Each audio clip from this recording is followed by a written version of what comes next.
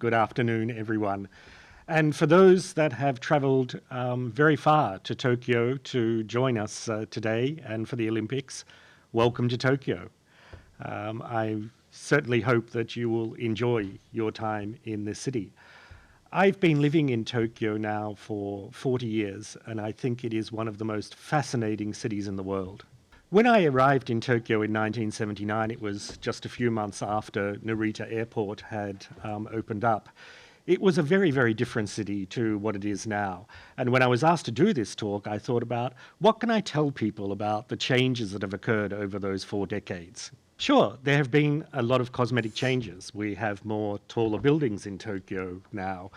The roads are certainly much better than they were 40 years ago.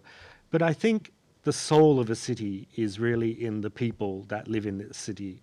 And so I've chosen as the topic for my talk today about the increasing diversity that we are beginning to see here in Tokyo.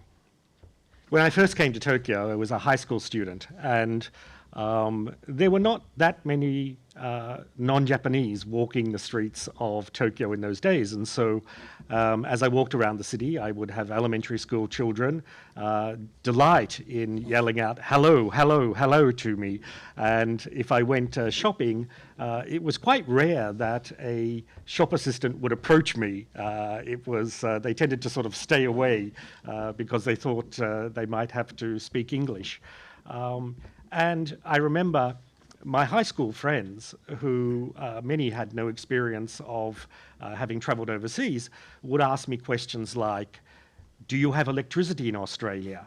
And do you have supermarkets in Australia? And that obviously came from a lack of knowledge. I was able to get my own back because I told them that in Australia, when we went to school, we caught kangaroos outside of our house and rode the kangaroos to school, and they all believed me totally. Of course, it's very different now. When I'm standing at lights, waiting for the lights to change at an intersection, I've had people tap me on the shoulder and ask me for directions. It's a very different Tokyo. So the situation is that now in all of Japan, we have about 2.8 million non-Japanese residents in the country, and that represents around about 2% of the population. But that's a population that has been growing consistently for the past 11 years, even though the Japanese population has been shrinking. So in the total of Japan at the moment, we now have about 2.8 million foreign residents, and around about 20% of those live in Tokyo.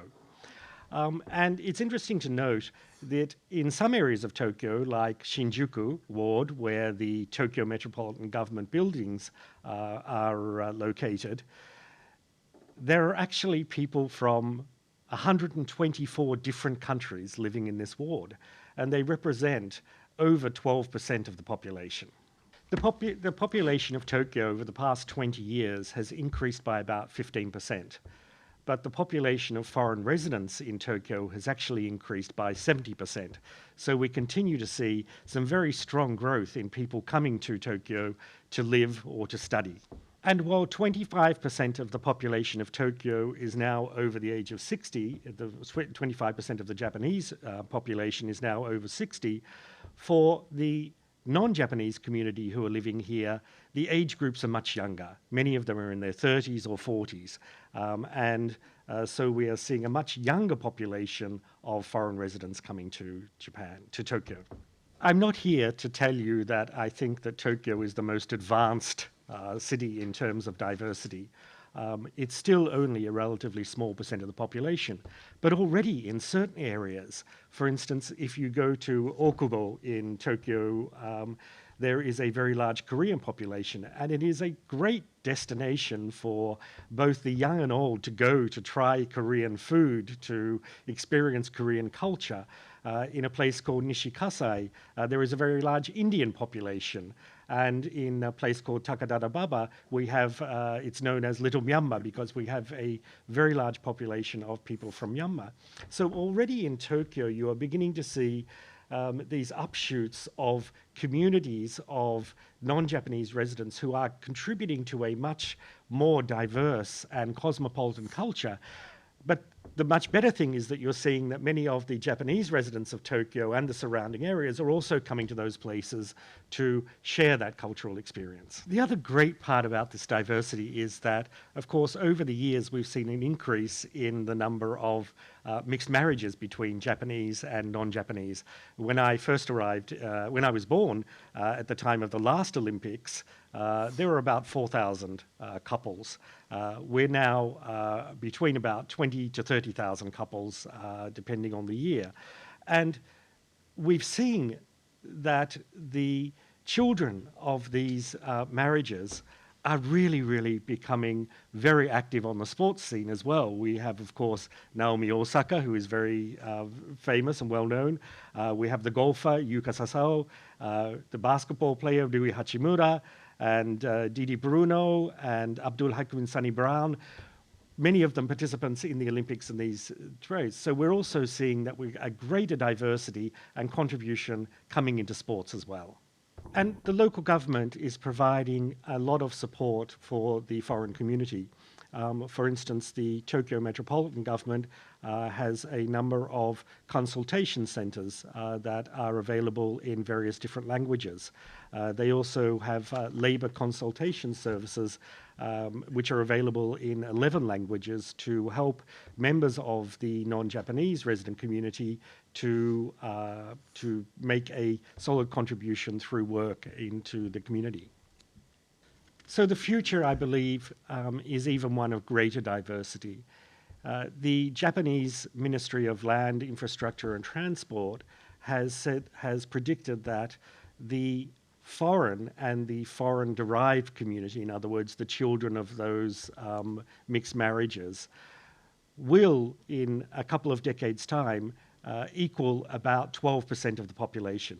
That's about equivalent to the number of foreign residents in a country like Italy or France. The United States is at 22% and much higher, but certainly we are going to see continued greater diversity come into this great city.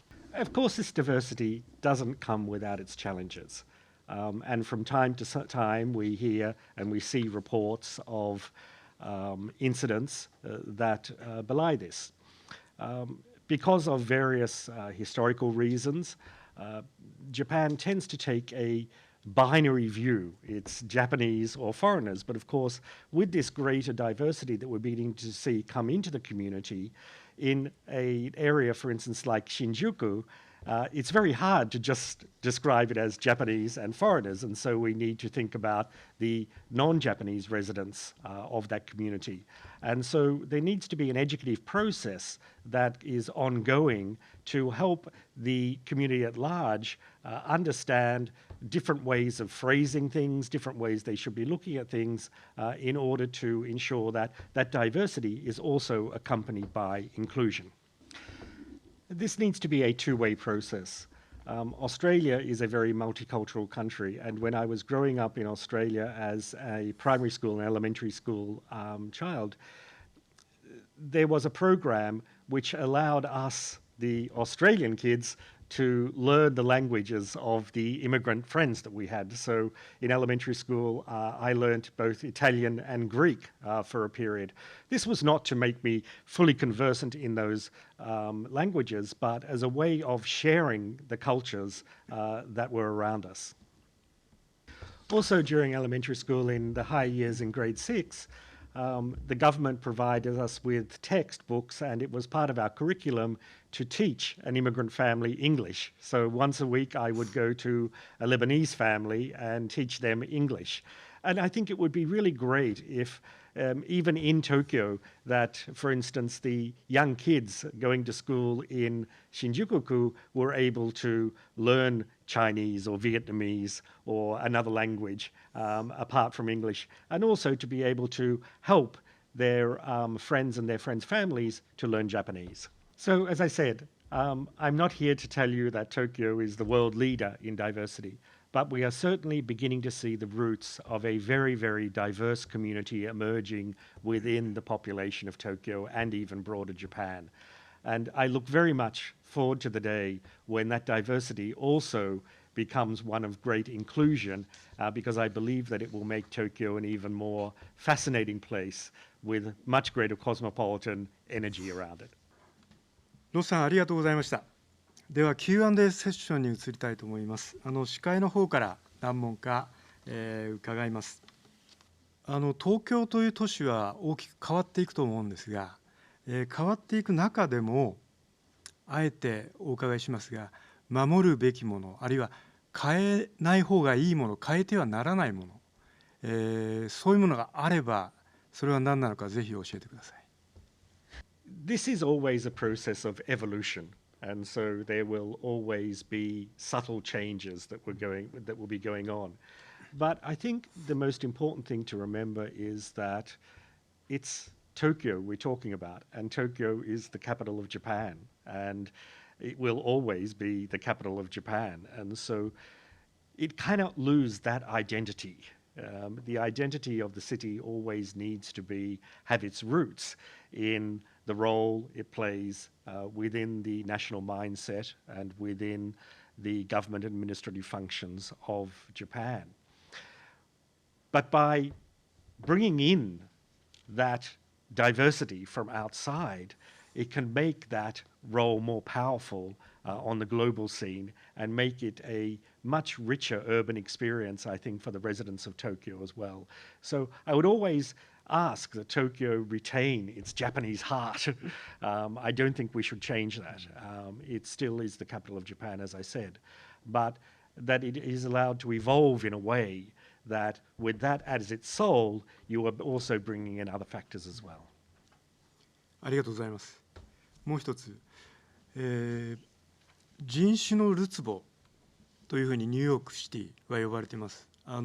半分ぐらいの人口が、非アメリカ人、というふうにも言われてますけれども、ロスさんがおっしゃったように人種的なダイバーシティという意味では、東京はそうしたニューヨークあるいはロンドンのような都市に、はるかに及ばないという状態だと思います。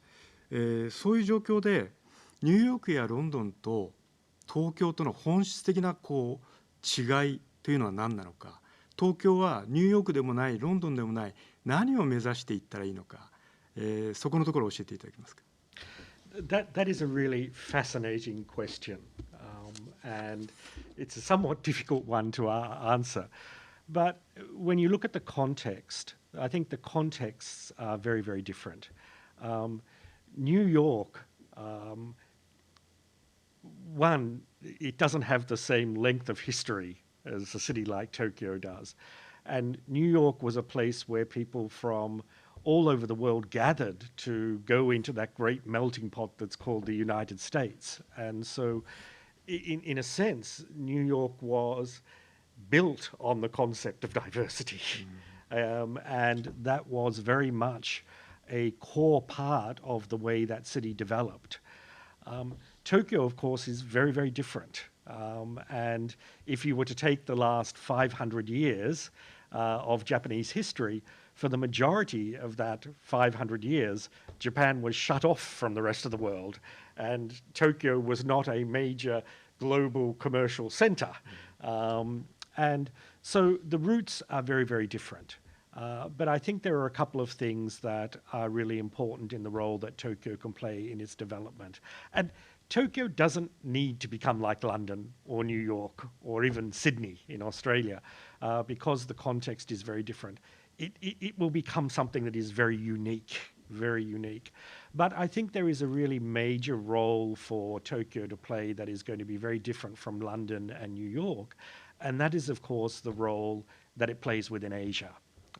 And already, as we've seen these non-Japanese populations expand, the majority of them are from Asia. We are seeing expanded populations from China, Korea, Vietnam, Thailand, Myanmar, Nepal, India.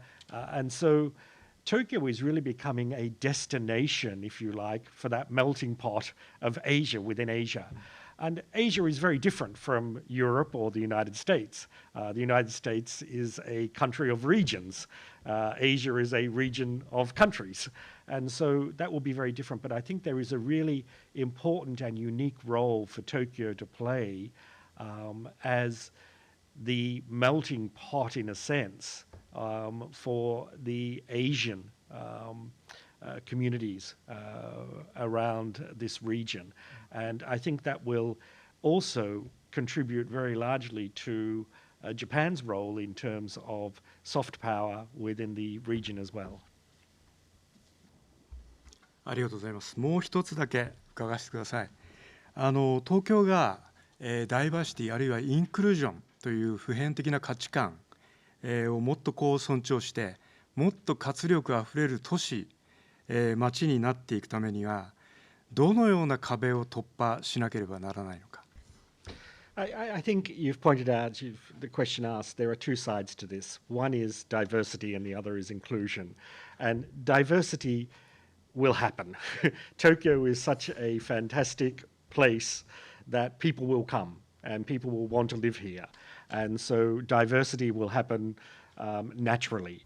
And the role that the Tokyo government can play is to help to make that a smoother process. And then you have the issue of inclusive. That's taking that that diversity and making it more inclusive within the community. And I think that's a process of education and getting used to each other and sharing those different cultures and experiencing them. So I think the key thing here is that it needs to be an educative process. It's not about non-Japanese assimilating to Japan and learning about Japan. It needs to be a two-way process. And I think that local governments like the Tokyo Metropolitan Government can do a lot to help promote that in many, many ways. ありがとうございます。残念ながらそろそろお時間ということになりました。Q&A セッションは以上となります。ロスさん、最後に一言ラップアップをお願いできますか。Thank you very much. This has been a very, very difficult and complex time, of course, but we are in the moment now. And I think that now that we are in the moment, we have a great opportunity to cheer on our athletes, to come together in the Olympic spirit, and to really make this a great period for people to both enjoy and come together. And I think that is at the core of diversity, and that experience will help make Tokyo a more diverse and cosmopolitan place. Thank you. ロスさん、本日は本当に素晴らしいお話をありがとうございました。ロスさんのセッションはここで終了といたします。